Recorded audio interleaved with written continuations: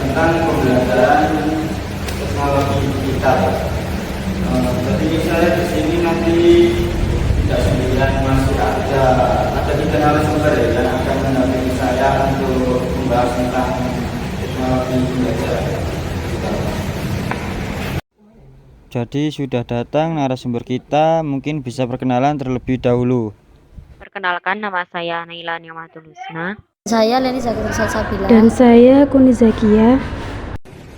Baik, terima kasih atas perkenalannya. Langsung saja, teknologi kini sudah jadi bagian tak terpisahkan dari kehidupan kita, termasuk dunia belajar. Tapi pertanyaannya, apakah semua pihak sudah siap menyambut era ini?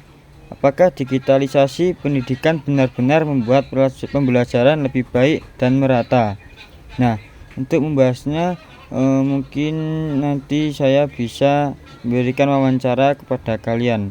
Mungkin bisa langsung dimulai dari sekarang.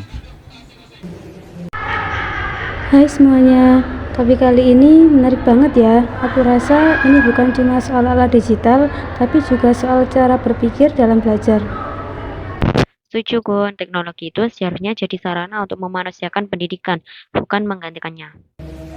Dan kalau kita bicara 2025 ini adalah masa di mana digitalisasi udah bukan wacana, tapi realitas.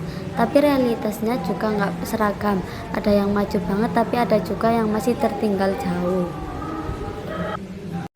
Teman-teman, berdasarkan data Kemendikbudristek tahun 2024, Indonesia memiliki lebih dari 52 juta siswa dan 3,3 juta guru aktif di 437.000 sekolah dari Sabang sampai Merauke.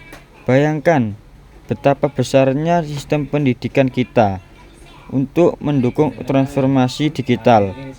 Pemerintah telah mengalokasikan sekitar Rp17 triliun tahun lalu digunakan untuk memperkuat infrastruktur digital, menyediakan perangkat TIK, dan mengembangkan berbagai platform pembelajaran seperti Merdeka Mengajar, Raport Pendidikan, dan platform Kampus Merdeka.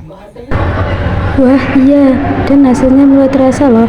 Berdasarkan survei Kemendikbudristek, 78% sekolah di Indonesia sudah pakai sistem learning management system seperti Google Classroom atau Moodle. Artinya, sebagian besar sekolah kita udah nggak asing lagi dengan pembelajaran berbasis digital.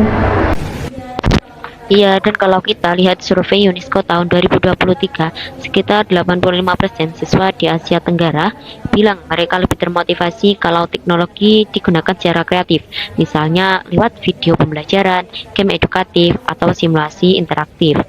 Jadi, teknologi memang punya potensi besar untuk membuat belajar jadi lebih menarik.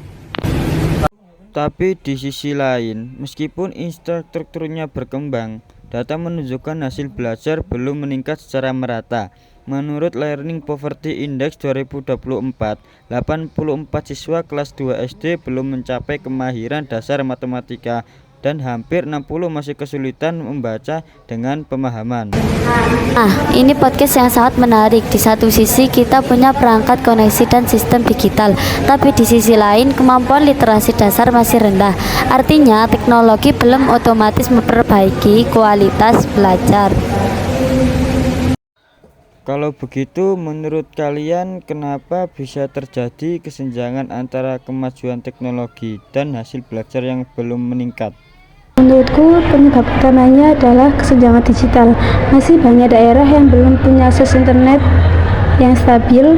Menurut data BPS 2024 menunjukkan sekitar 28% sekolah di daerah 3T, yaitu tertinggal, terdepan, dan terluar, masih kesulitan jaringan dan perangkat. Bahkan ada guru yang harus berbagi satu laptop untuk seluruh kelas. Iya benar, jadi jangan salah, digitalisasi itu nggak cuma soal punya gadget, tapi soal keterjangkauan dan kualitas akses. Kalau sinyal aja susah, bagaimana bisa sekolah mengadakan kelas daring dengan lancar? Jadi bisa dibilang transformasi digital masih belum inklusif ya? Betul, dan itu juga menunjukkan bahwa kebijakan digitalisasi harus diiringi dengan pemerataan infrastruktur dan pelatihan SDM. Karena tanpa guru yang paham teknologi, semua perangkat canggih itu percuma. Digitalisasi bukan cuma hardware, tapi juga humanware. Nah, ngomongin soal guru, gimana sebenarnya kesiapan mereka menghadapi era pembelajaran digital ini? Berdasarkan riset Universitas Negeri Malang tahun 2023, sekitar 40% guru sekolah dasar masih kesulitan mengintegrasikan media digital ke dalam pembelajaran. Mereka butuh pelatihan bukan hanya cara pakainya, tapi juga cara menggunakannya untuk mendidik, bukan sekedar mengajar. Iya, aku sering temui kasus guru yang hanya memindahkan materi dari papan tulis ke PowerPoint, tapi cara mengajarnya masih sama. Padahal teknologi bisa digunakan buat mendorong berpikir kritis dan kolaboratif, kalau kita tahu caranya. Benar juga itu, jadi sebenarnya bukan teknologinya yang kurang, tapi pemanfaatannya yang belum optimal. Dan satu lagi yang perlu diwaspadai, ketergantungan terhadap perusahaan teknologi besar. Banyak sekolah yang bergantung pada platform asing seperti Google, Microsoft, atau Zoom. Kerjasama itu memang membantu. Kita harus sadar, data siswa dan guru itu adalah aset bangsa. Kalau semua data tersimpan di luar negeri, bagaimana dengan keamanan dan kedaulatan kita? Nah, ini menarik banget Naila. Menurut kamu bagaimana seharusnya kebijakan pemerintah menanggapi isu kedaulatan digital ini? Pertama, pemerintah harus punya sistem pendidikan digital nasional yang mandiri dan aman. Kedua, perlu ada regulasi data education privasi yang jelas, supaya data siswa dan guru tidak bisa disalahgunakan. Dan terakhir, kita perlu mengembangkan ekosistem edtech lokal, biar kita nggak cuma jadi pengguna, tapi juga pencipta teknologi pendidikan. Setuju banget, aku bahkan mikir ini waktunya kampus dan startup Indonesia berkolaborasi. Banyak talent digital muda yang bisa menciptakan aplikasi pembelajaran yang sesuai budaya dan karakter bangsa kita sendiri. Wah, ini baru semangat merdeka belajar yang sejati. Belajar dengan teknologi, tapi tetap berpijak pada nilai dan kemandirian bangsa. Baik, dari pembahasan kita hari ini ada beberapa poin penting yang bisa kita ambil. Pertama, teknologi pendidikan memang membawa banyak peluang, memperluas akses, mempermudah komunikasi belajar, dan membuat pembelajaran lebih menarik.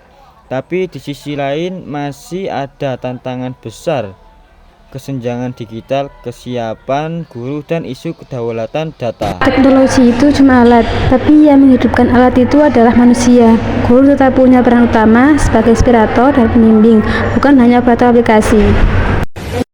Dan jangan lupa, pendidikan digital juga harus berjiwa manusia. Kita boleh belajar lewat layar, tapi nilai-nilai empati, moral, dan karakter tetap harus diajarkan secara nyata.